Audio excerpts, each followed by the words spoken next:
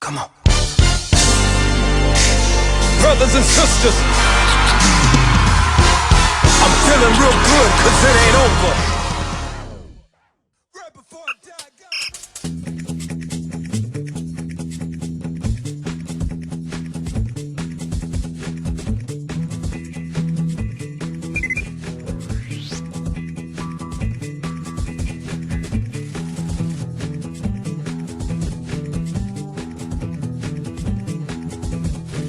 Para fazer um brigadeiro, você deve colocar os ingredientes no fogo e misturar até engrossar. Eis o resultado. Calma, eu sei que isso é um programa de informática. Como você viu, tudo começa com os ingredientes. A gente coloca tudo na panela. Eles se misturam até chegar ao resultado final. O computador funciona da mesma forma. Você entra os dados no computador. O computador processa esses dados e apresenta o resultado nos dispositivos de saída, como a tela e a impressora, por exemplo. Mas o que acontece entre a entrada dos dados e a saída? Como o computador consegue entender o que você quer e exibir o resultado na tela? Este processo envolve o trabalho de duas partes. Uma parte física e uma parte lógica. Digamos que a parte física é assim, como o corpo do computador. O computador não tem órgãos nem músculos, claro, mas ele tem várias peças e conexões que juntos fazem o computador funcionar. No ser humano, o sistema nervoso faz a conexão entre as diversas partes do corpo. O computador não tem sistema nervoso, mas ele tem uma placa-mãe. A placa-mãe permite que todas as partes de seu computador recebam energia e comuniquem-se entre si. O computador também não tem cérebro, mas tem um processador que fica dentro da placa-mãe. O processador comanda todas as outras partes, incluindo o teclado, o monitor e o mouse. O processador serve para processar informações. Milhares e milhares delas representadas por zeros e uns, os bits. O cérebro humano não guarda todas as informações da mesma forma. O computador tem um local específico para guardar as informações de forma definitiva.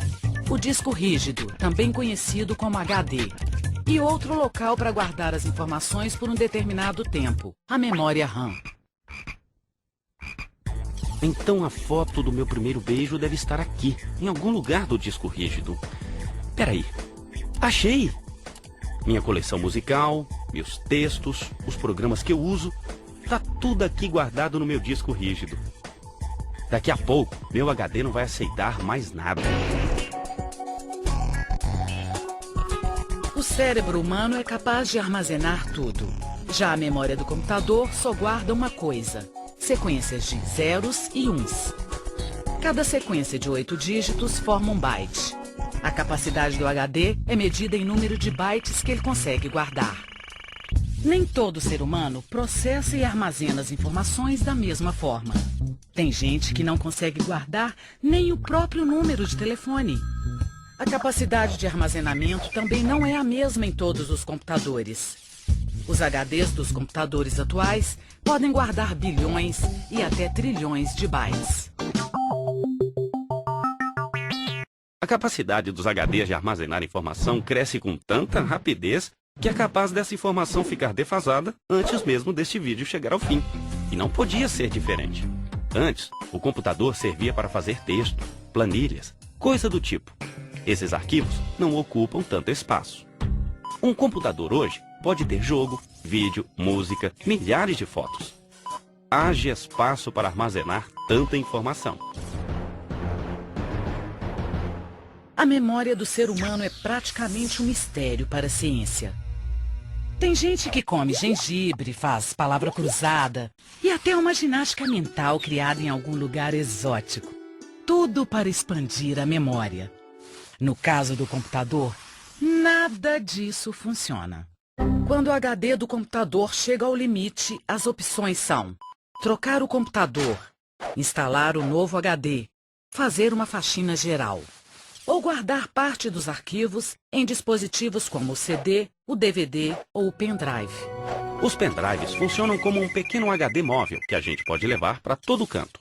Por isso, é muito usado para transferir informações de um computador para outro.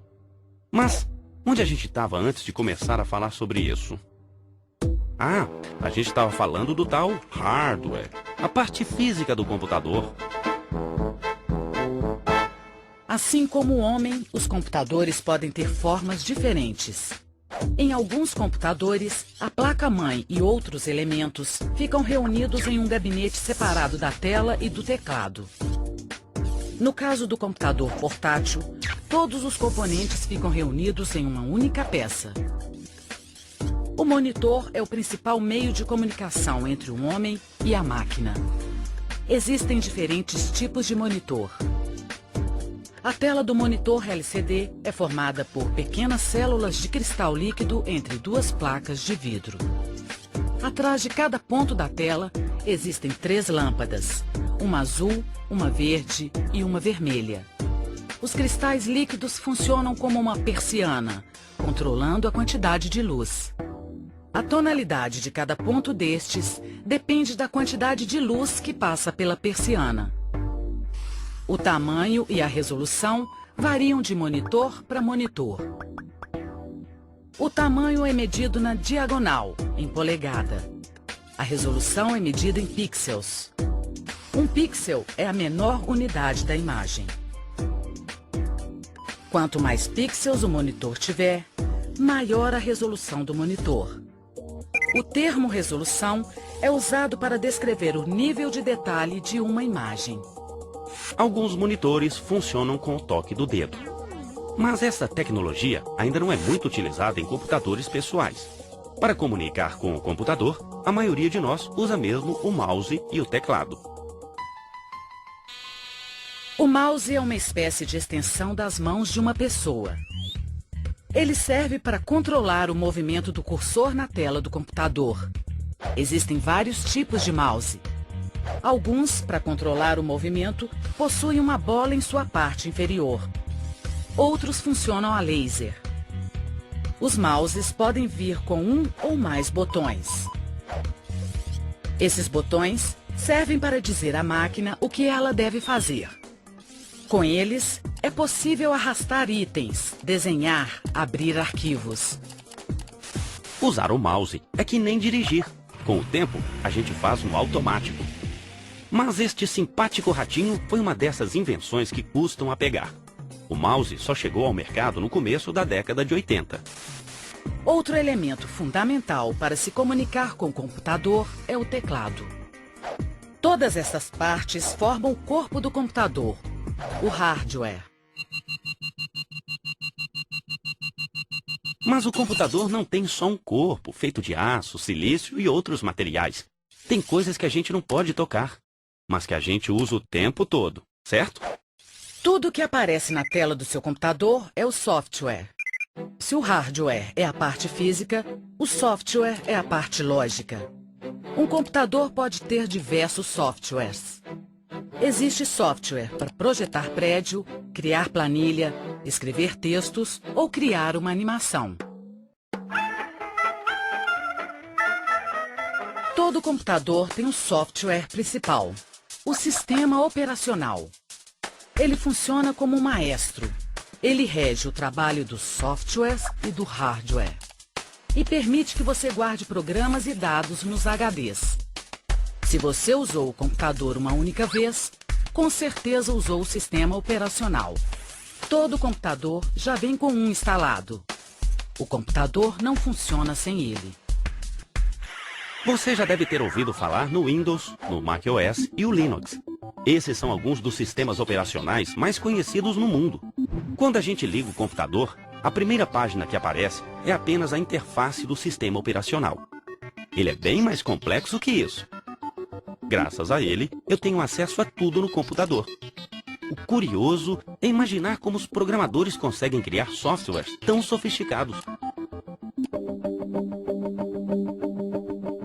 O software nada mais é do que uma lista de instruções criadas por programadores para resolver um determinado problema. Vamos supor que o problema seja fazer um quadrado. Vamos criar uma lista de instruções.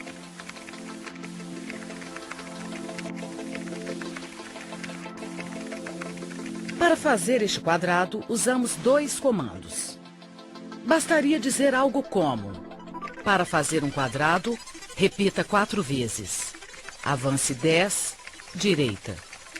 Como se trata de uma operação comum, poderíamos utilizar apenas a instrução seguinte. Quadrado. Um software para criar um quadrado seria algo como: é isso que um programador faz. Ele cria uma lista de instruções para que o processador possa executar uma determinada função. O desafio dele é criar uma lista simples, mas eficiente. Essas instruções se parecem um pouco com a linguagem do ser humano. Mas os primeiros computadores não eram nada amigáveis. Era preciso usar códigos cabeludos para fazer até operações simples. O computador apresentava esse código na forma de uma porção de luzinhas, como nos antigos filmes de ficção científica. Esses eram os computadores antigos, com muito hardware e pouco software. Nos primórdios da informática, o valor final de um computador estava todo concentrado no hardware e não nos programas. Hoje, o software é a parte mais sofisticada e mais cara do computador. Uma alternativa são os softwares gratuitos, conhecidos como softwares livres. A receita desses softwares é livre. Todo mundo pode ver, mudar, melhorar. Existem softwares livres que realizam praticamente tudo o que os softwares comerciais fazem. E alguns são melhores. Gratuitos ou não, o fato é que os softwares dão vida ao computador. Graças a ele, é possível realizar atividades tão distintas quanto ver vídeos, editar música, gerenciar a venda de produtos em uma empresa, jogar, diagramar livros, organizar arquivos ou simplesmente escrever um texto. Have mercy.